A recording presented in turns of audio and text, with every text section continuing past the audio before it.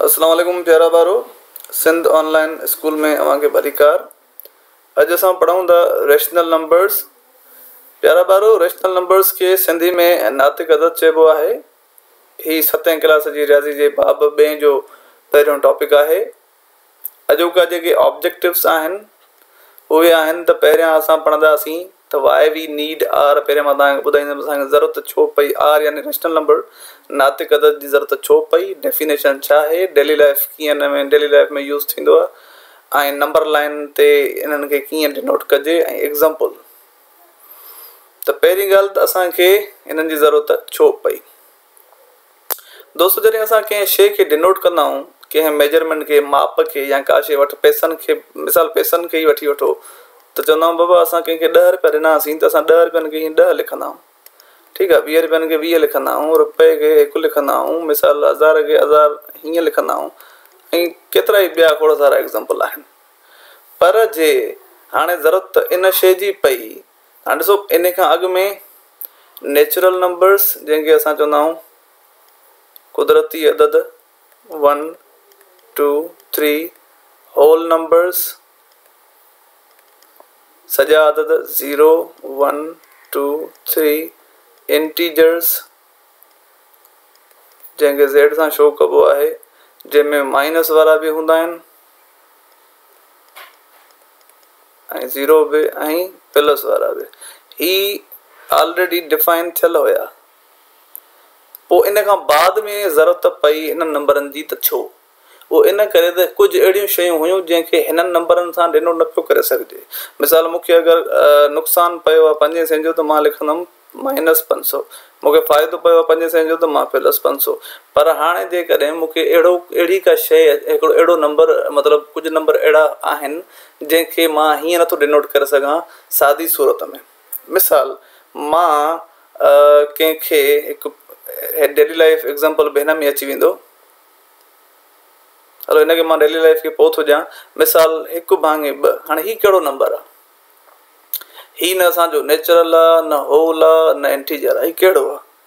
हिन नंबरनि खे, अहिड़े क़िस्म जे नंबरनि खे चइबो आहे नेचुरल नंबर। हाणे हिन जो मतिलबु छा हूंदो आहे? हीउ आहे अधु, त यानी अधु, पोणो, अहिड़ा नंबर अगरि लिखण जी ज़रूरत पेश आई त पोइ हिननि नंबरनि ॾेई छॾियो जवाबु। पोइ असांखे हिननि नंबरनि खे प्रोड्यूस करण ऐं मुतारिफ़ करण जी ज़रूरत पई ऐं रियाज़ीदाननि रेशनल नंबर्स खे मुतारिफ़ करायो, ठीकु आहे। त पोइ हिन खे छा सॾिबो आहे? हिन खे छा सॾिबो आहे? उहो फ्रैक्शन में कुझु ॿियो सॾिबो आहे, पर हिते असां पहिरियां डेफिनेशन क्लियर करे वठूं त पोइ तव्हांखे ॿुधायां थो त हिन मथे नंबर जो नालो छा आहे ऐं हेठे नंबर जो नालो छा आहे, ठीकु आहे दोस्तो। डेफिनेशन मां हिते लिखी थो छॾियां। Any number which can be written in the form of P upon Q where Q is not equal to 0। त यानी अहिड़ो नंबर जेको P upon Q फॉर्म में लिखी वञिजे त उन खे रेशनल नंबर चवंदासीं, जॾहिं त Q 0 न हुजे। हाणे P upon Q मां तव्हांखे ॿुधायां थो छा आहे ऐं 0 छो न हुजे Q, इन जो मक़सदु ऐं मतिलबु ॿुधायां थो त आख़िर ईअं रियाज़ीदाननि छो कयो, ठीकु आहे। त यानी जेकॾहिं ही फ्रैक्शन आहे 1/2, हिकिड़ी असांजी फ्रैक्शन बि चइबो आहे हिनखे, पर हीअ असांजो नातिक अदद आहे त मथियों P आहे, हेठियों Q आहे, ठीकु आहे। हिन जी डेफिनेशन जे मुताबिक़ Q जेको आहे सो 0 न हुजणु घुरिजे। यानी अगरि 1 मथे हुयो त हेठि 2 जी जाइ ते अगरि 0 अची वञे त हीअ असांजो रेशनल नंबर न चइबो। छो न चइबो? छो त जंहिंजे नंबर में हेठां 0 अची वञे त उनजो जवाबु ई कोई न करंदो आहे। उनजो जवाबु हूंदो आहे अनडिफाइंड, यानी डिफाइंड थियल जवाबु हिन जो न आहे। अहिड़ो को जवाबु न आहे जंहिंजो को वैल्यू हुजे, हिन जो वैल्यू ई न ईंदो आहे। इन जे करे हेठां 0 हूंदो, खणी लख जे हेठां 0 हुजे त बि कोई जवाबु न ईंदो। इन करे अपान में 0 कॾहिं बि मैथ में, सॼी मैथ में कहिड़ी बि शइ में जॾहिं बि अपान में 0 ईंदो आहे न त उहा शइ ई तबाह थी वेंदी आहे, ठीकु आहे। तव्हां कैलकुलेटर में खणी ॾिसंदव त पोइ कैलकुलेटर में तव्हां 1 लिखी वंड कयो 0 सां तव्हांखे कैलकुलेटर बि एरर ॾेखारींदो, ग़लती ॾेखारींदो। ठीकु आहे, तो क्यू न हुजे, क्यू छो न हुजे, छो त हुनजो कोई जवाबु न हूंदो आहे।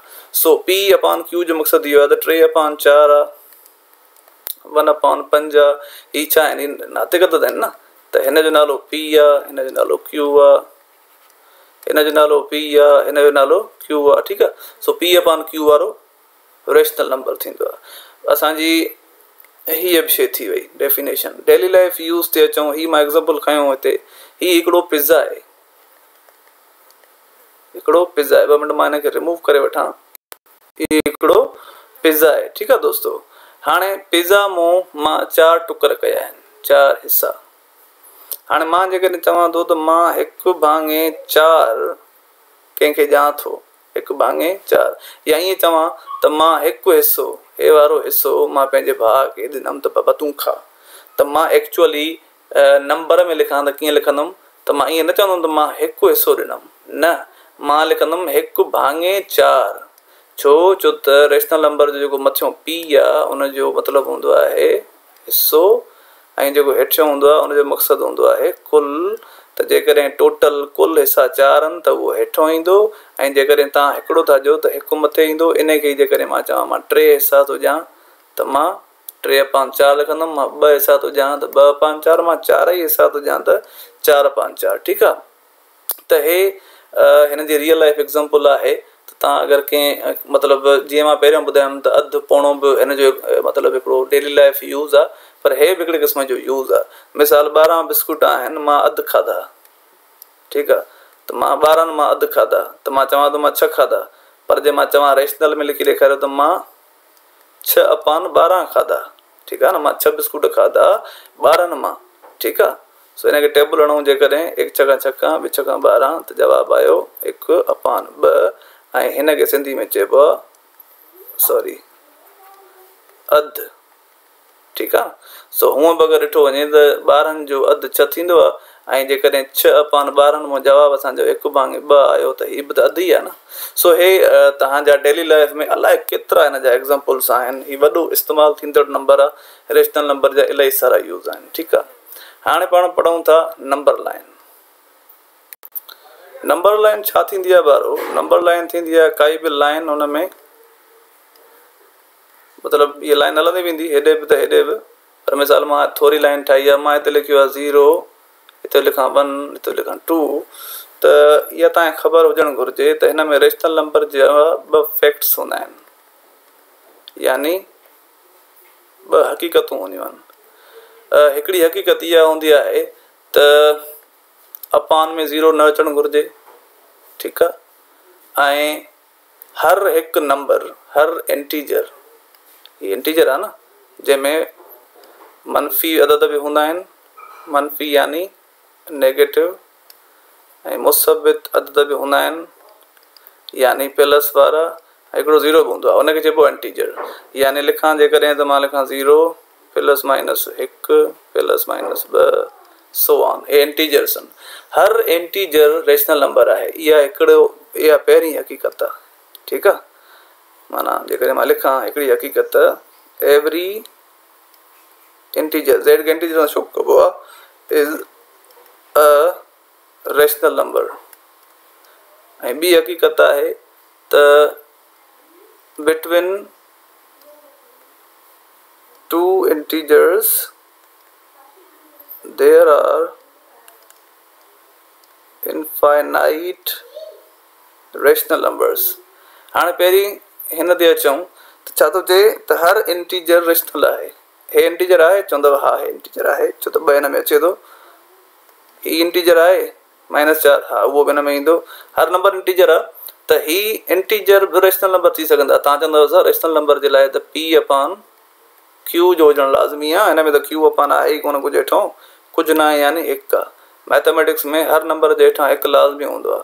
त जेकॾहिं मां चवां 2 त 2/1 चई सघूं था हिनखे। ठीकु आहे, त पोइ जेकॾहिं अपॉन में 1 अची वियो त मथियों थी वियो Q, हेठों थी वियो P, हेठों थी वियो Q, त यानी थी वियो न रेशनल नंबर। सो हर नंबर रेशनल नंबर आहे, हर इंटीजर रेशनल नंबर हूंदो आहे। पहिरीं हक़ीक़त असां सम्झीसीं। ॿी हक़ीक़त असां जेकॾहिं ॾिसूं, ॿी हक़ीक़त छा थी चए त बिटवीन 2 इंटीजर्स, हे इंटीजर आहे न हिकिड़ो z1 z2 ॿ इंटीजर आहिनि हिननि जे विच में यानी हितां खां वठी हेसि ताईं हज़ारें करोड़ें लखें न पर लामहदूद रेशनल हूंदा आहिनि छो त हिन ॿिन्ही जे विच में जेकॾहिं मां तव्हांखे ॿुधायां त 0 खां पोइ छा ईंदो आहे 0.1 पोइ 0.2 पोइ हलंदो 3 4 5 0.9 पोइ वरी 1 पोइ 1 ईंदो ठीकु आहे हेॾे वेंदव त 1.1 1.2 वेंदे 1.9 खां पोइ वरी छा ईंदो 1.9 खां पोइ 2 पोइ वरी 2 वेंदव त 2 खां अॻु वेंदव 2.1 2.3 वग़ैरह थींदो ठीकु आहे पर चवण जो मक़सदु त हिते त पोइ तव्हां चवंदव सर हे त हिन खां वठी एतिरा हे त महदूद आहिनि लामहदूद किथे आहिनि इहे त महदूद आहिनि पर इन्हनि खां अलावा बि हिननि जे विच में अची सघनि था 0 ऐं 1 जे विच में 0 आहे 1 आहे 0 खां पोइ छा थींदो 0.01 बि अची सघे थो 0.02 हलंदा वेंदा 100 ताईं वरी 0.001 0.002 हज़ार ताईं 0.0001 0.0002 वेंदे 10,000 ताईं अनलिमिटेड नंबर्स आहिनि जेके हिननि जे विच में अची सघनि था ठीकु आहे त पोइ असां हीअ ॿी हक़ीक़त बि सम्झीसीं पहिरीं हक़ीक़त ॿुधाई तव्हांखे ॿी हक़ीक़त त बाबा ॿिनि इंटीजर्स जे विच में हज़ारें करोड़ें न पर लामहदूद रेशनल नंबर्स नातिक थींदा आहिनि एग्ज़ाम्पल मां अॻु में ॾेई वेठो आहियां एग्ज़ाम्पल 1/2 रेशनल नंबर आहे 3/4 रेशनल नंबर आहे 5/10 रेशनल नंबर आहे छो त हिन में पी बि आहे हिन में क्यूब आहे पर जे चवां त बाबा 3/0 इहो रेशनल नंबर न आहे ठीकु आहे सो नेक्स्ट लेक्चर में असां अञा कुझु हिन खां ॿियूं शयूं पढ़ंदासीं